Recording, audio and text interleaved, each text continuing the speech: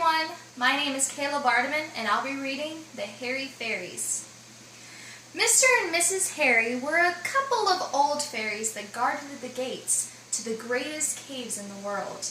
One day, Mr. Hairy Fairy awoke to find that one of the locks on the gates had broken and all of the fairy dust was floating in the air. Mr. Hairy Fairy didn't really care, but Mrs. Hairy Fairy gave him a glare and told him that he'd better fix the gate before all of the dust escaped into the woods, turning all of the animals into little hairy fairies. So he looked at the lock and shook his head in shock, for it had rotted beyond compare.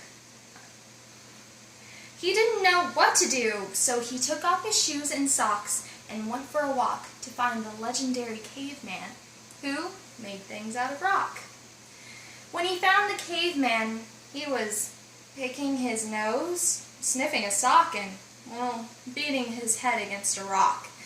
Mr. Hairy Fairy asked him, "Well, what in the world are you doing?"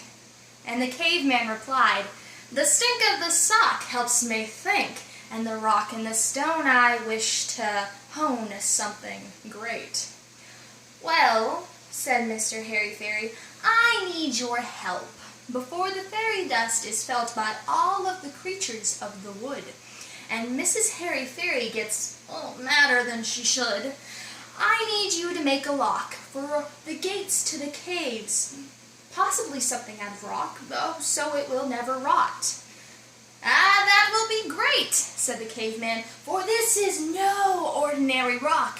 This is an emerald, which is green and won't easily be seen, thus it will protect the fairy dust."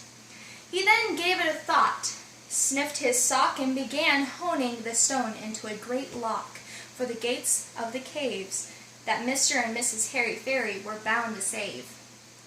Mr. Hairy Fairy was both nervous and excited, for he knew Mrs. Hairy Fairy was going to like it. When the caveman was done, Mr. Hairy Fairy paid him in breadcrumbs from the sack he had in his backpack. It was getting late, he knew, so he took flight and flew back to the caves and replaced the lock on the gates. With all the fairy dust safe in the cave, Mr. and Mrs. Hairy Fairy were very, very happy. They combed the hair on their heads, they went to bed, and they dreamt of happy little pixies flittering about and putting glitter on the people's snouts. Thank you, everyone. Bye.